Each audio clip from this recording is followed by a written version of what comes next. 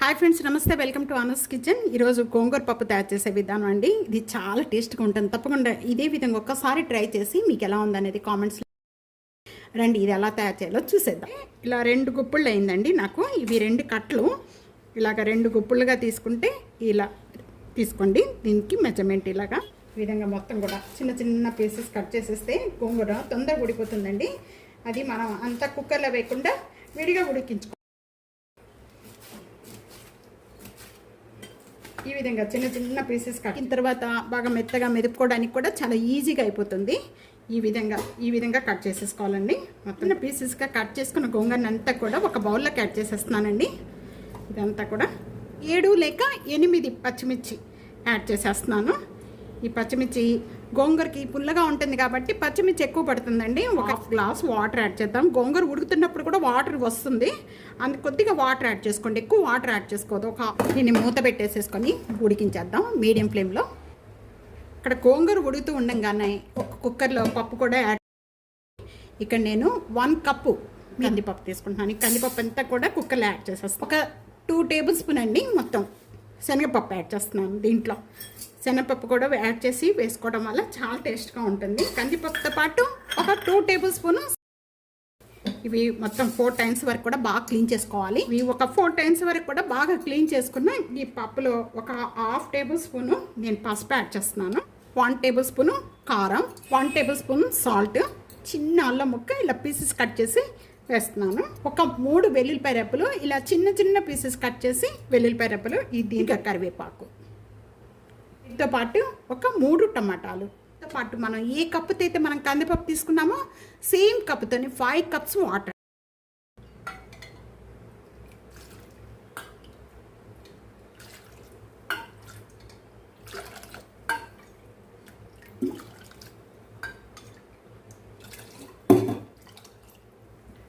Five cups water add చేసిన వెంటనే ఎంత కూడా ఒకసారి బాగా కలుపుకుందాం అండి.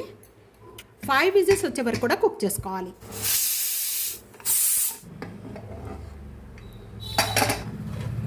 పప్పు అంతా కూడా బాగా మెత్తగా ఉడిపోయింది. వాటర్ ఉంది కాబట్టి ఈ వాటర్ అంతా కూడా కొద్దిగా ఈ విధంగా ఫస్ట్ సపరేట్ చేసి బాగా మెత్తగా మెదుక్కున్న తర్వాత ఈ వాటర్ మళ్ళీ దీనిలో యాడ్ చేసేసుకొని బాగా మెత్తగా చేసుకోవాలండి. ఇప్పుడు మనం ఇక్కడ ఉడికించుకున్న గోంగూర అంతా కూడా యాడ్ చేసేసుకుందాం. పప్పులో యాడ్ చేసిన వెంటనే కూడా ఇదంతా కూడా బాగా మెత్తగా మేపుకుందాము.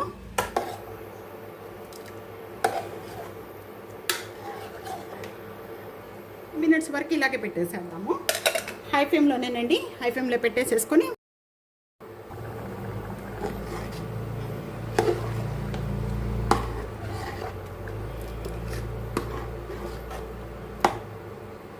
టేస్ట్ చూసుకోండి. ఇప్పుడు కొద్దిగా సాల్ట్ కానీ ఏది సరిపడిపోయినా వేసుకోవచ్చు.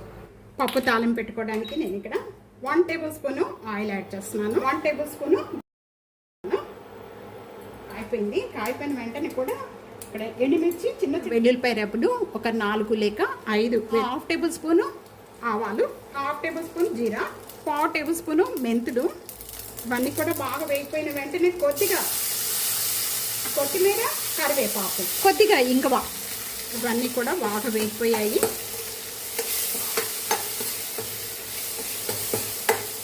ఈ కలర్ వచ్చే వరకు కూడా వేయించుకోవాలనుకున్న పప్పు అంతా కూడా ఇట్లా వేసేసుకున్న వెంటనే కూడా మూత పెట్టేసేసుకోండి. ఇంపు స్మెల్ అనేది ఆ మూత పెట్టడం వల్ల చాలా టేస్ట్ వస్తుంది. పప్పు అనేది బంద్ చేసేసుకుంటాం.